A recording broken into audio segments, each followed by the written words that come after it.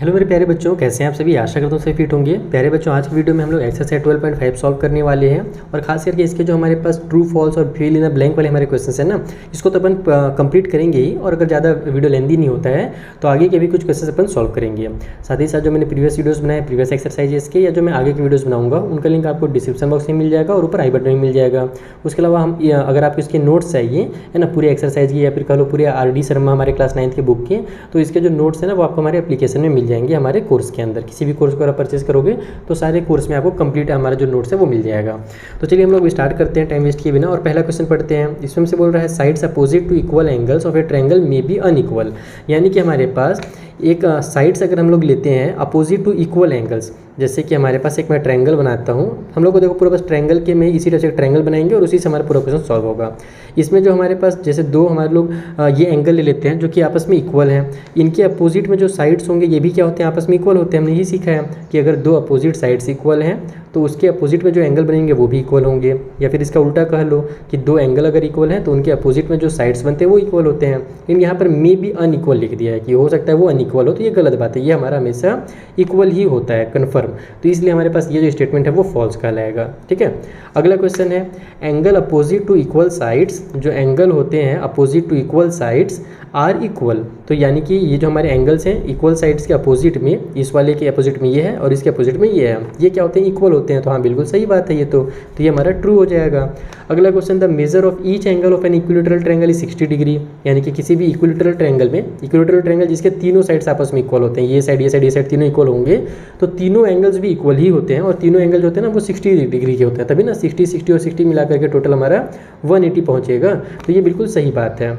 ऐसे हमारे पास equilateral triangle में 60 डिग्री के तीनों एंगल्स होते हैं।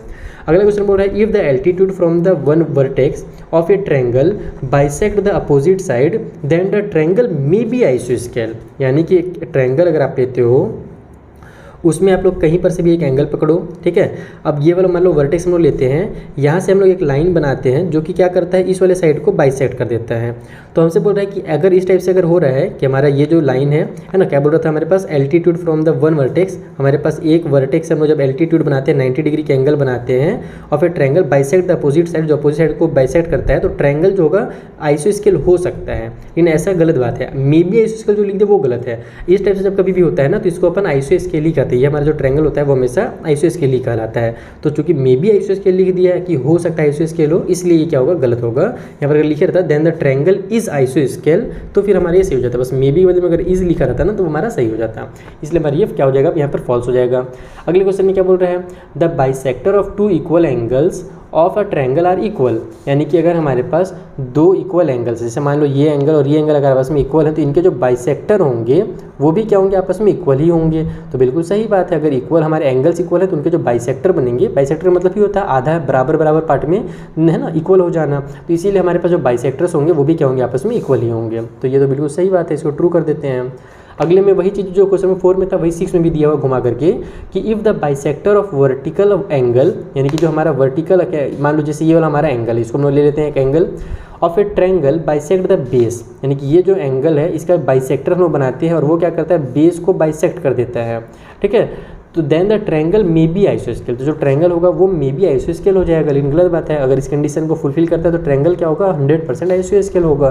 तो चूंकि यहाँ भी मे बी लिख दिया इसलिए ये भी क्या हो जाएगा, हमारा यहाँ पर से फॉल्स हो जाएगा। ओके, अगले में क्या बोल रहा है, the two altitudes corresponding to two equal sides of a triangle need not be equal.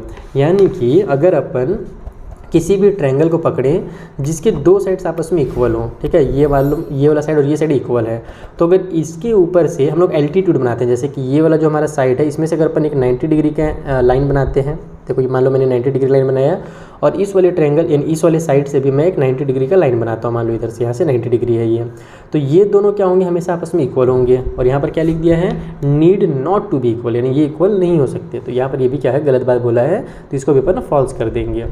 अगले 8th वाले में हमसे बोला जा रहा है कि if any two side of a right triangle are respectively equal to two side of the other triangle then the two triangle are concurrent. यानी कि क्या चीज़ हम समझना है इसको ध्यान से कि अगर हमारे पास दो राइट ट्रायंगल अपन पकड़ते हैं, ठीक है। मैं 2 राइट ट्रायंगल बना लेता हूँ, इसको भी आप लोग को समझना है क्योंकि ये भी तक आपने इसके बारे में नहीं सीखा है। ये जो हमारा राइट ट्रायंगल वाला RHS जो हम लोग कॉन्ग्रुएंट रूल कहते हैं ना, ये आपका इसी वाला एक्सरसाइज में, तो मैं आपको जल्दी समझा दूंगा, चिंता मत करो। हमने यहाँ पर राइट ट्रायंगल बना दिया, ओके। अब हम उससे बोल रहे हैं कि राइट ट्रायंगल में रिस्पेक्टिवली इक्वल टू 2 साइड्स, ठीक है। If 2 sides of right triangle are respectively equal to 2 side of the other right triangle, then 2 triangles are congruent. यानी कि इसके 2 साइड्स अगर मान लो इस वाले ट्रायंगल के 2 साइड्स के इक्वल हो जाए, जैसे मान लो ये वाला और ये वाला, ये वाला और ये वाला, या फिर कोई सा भी साइड्स है ना, आपस में अगर इक्वल है 2 साइड्स, तो ये दोनों ट्रायंगल आपस में कॉन्ग्रुएंट हो जाएंगे। तो ऐसा गलत बात है, ऐसा पॉसिबल नहीं है। हमसे क्या कहा जाता है, कभी भी अगर हमारे पास 2 राइट ट्रायंगल बने हुए हैं तो उनका हाइपोटेन्यूज आपस में इक्वल होना चाहिए और कोई भी एक साइड इक्वल होना चाहिए। जैसे मान लो हाइपोटेन्यूज किसको बोलते हैं, इसको हाइपोटेन्यूज बोलते हैं। तो ये अगर इक्वल है, यहाँ पर ये वाला पार्ट और ये पार्ट इक्वल है, और साथ ही साथ कोई भी एक साइड ले लो, जैसे मान लो ये वाला साइड ले लो या ये साइड ले लो, अगर आपस में इक्वल हैं, तब हमारा ये दोनों जो ट्रायंगल होगा आपस में क्या होगा, कॉन्ग्रुएंट हो जाएगा।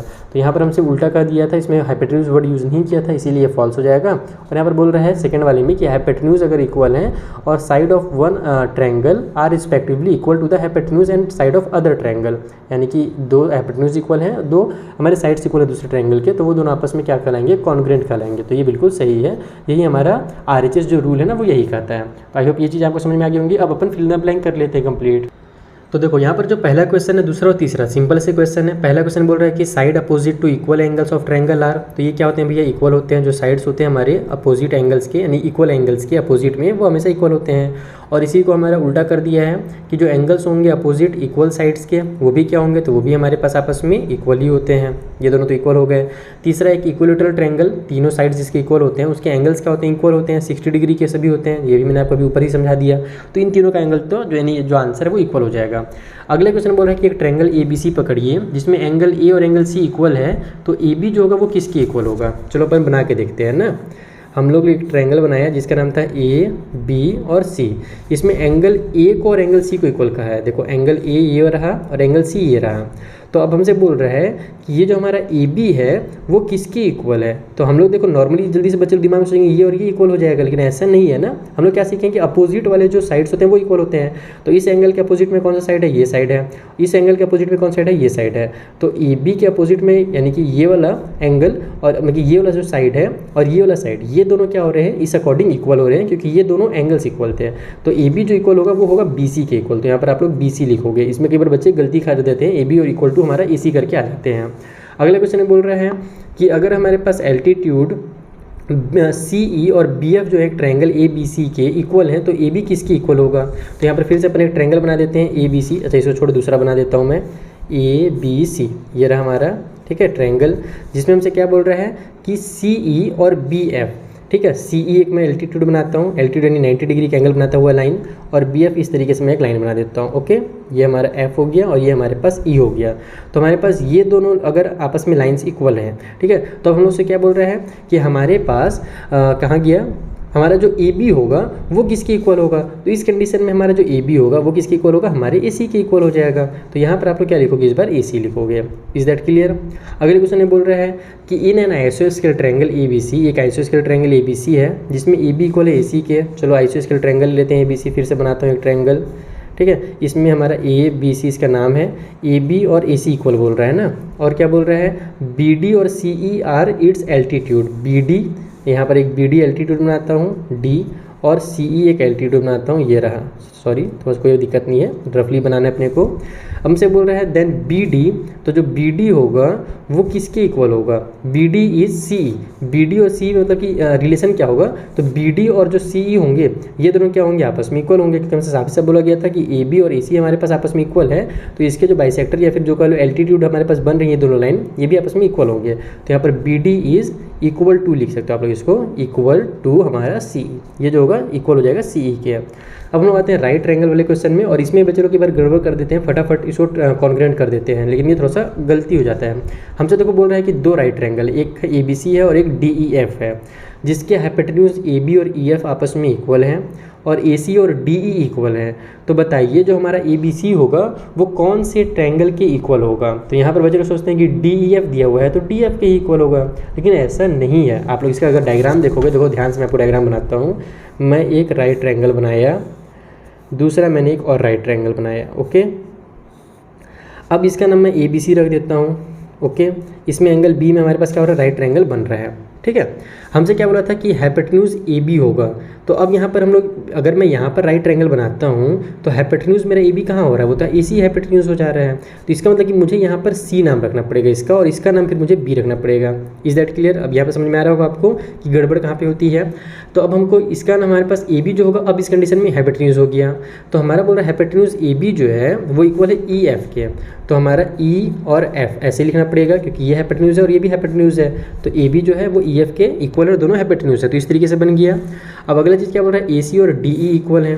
तो AC ये वाला और DE यानी कि ये वाला इक्वल हो जाएगा, ये दोनों साइड इक्वल हो गए।